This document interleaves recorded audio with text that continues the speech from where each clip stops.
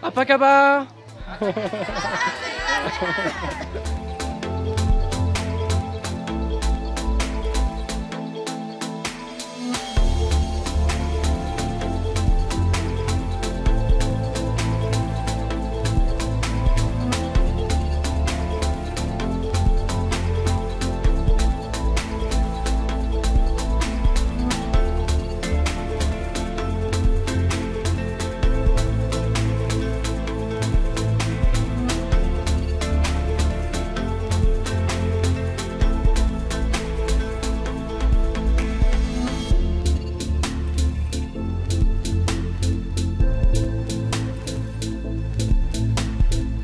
C'est une expérience que de venir sur le terrain, ça vaut le coup en fait. Les rencontres des gens avec les personnes qui sont là, de voir comment ils sont investis, comment ils sont heureux de nous voir, comment ils s'appliquent pour essayer de faire du bon café. Et puis nous, il y a ces rencontres-là, il y a les odeurs, le toucher, le ressenti quoi. T'as goûté une cerise? Bah bien sûr. Bien sûr que j'ai goûté une cerise. Et les cafés que t'as goûté tout à l'heure, t'en as pensé quoi? Très bon café. Surprenant pour certains, mais vraiment on a goûté des très bonnes choses. Donc est-ce que tu peux dire ce qu'on a goûté? Et ben, on a goûté plusieurs process, dans un winey que je ne connaissais absolument pas. D'où l'intérêt aussi, c'est de sortir un peu des sentiers battus et des classiques nature séchée, lavée. Et donc avec des notes boisées que personnellement je ne suis pas habituée à avoir, donc une très belle expérience.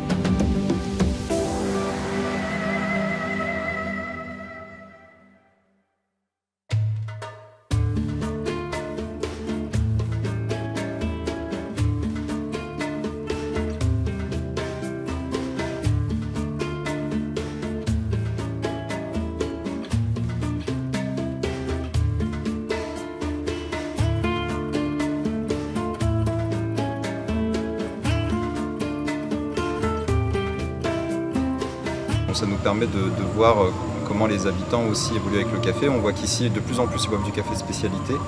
Ça veut dire que petit à petit, les fermiers, les producteurs vont réussir à faire de la meilleure qualité.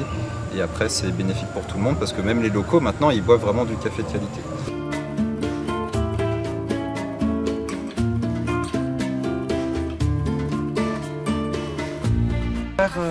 Ce que l'on travaille comme matière, comment elle a été élaborée à la source et voir le travail de ses yeux de tant d'hommes et de femmes et en l'occurrence pour moi tant de femmes.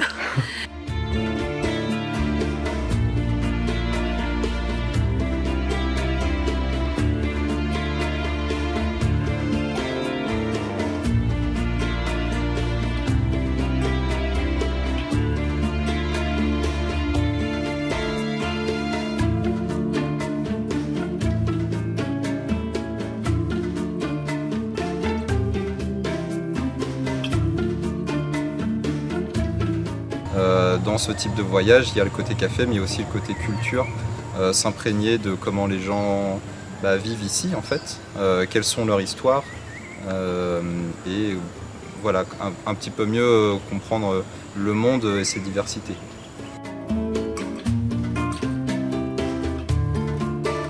C'est pour moi très intéressant de voir la culture du café sur un autre continent, avec ses spécificités, son terroir et ses process. Et en l'occurrence, le process assez unique, a priori, de ce wet hulled.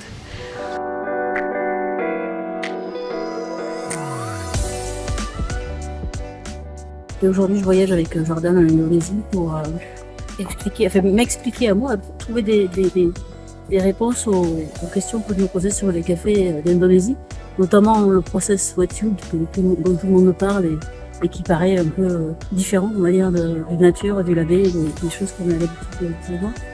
Et du coup, en venant ici, effectivement, on comprend mieux la façon dont c'est. Mais surtout, pourquoi c'est fait comme ça? Parce que historiquement, et avec l'humilité qu'il y a en Indonésie, ça fait partie des choses comme un peu on devrait les faire vraiment. Voilà, c'est intéressant de voir d'autres plantations, d'autres façons.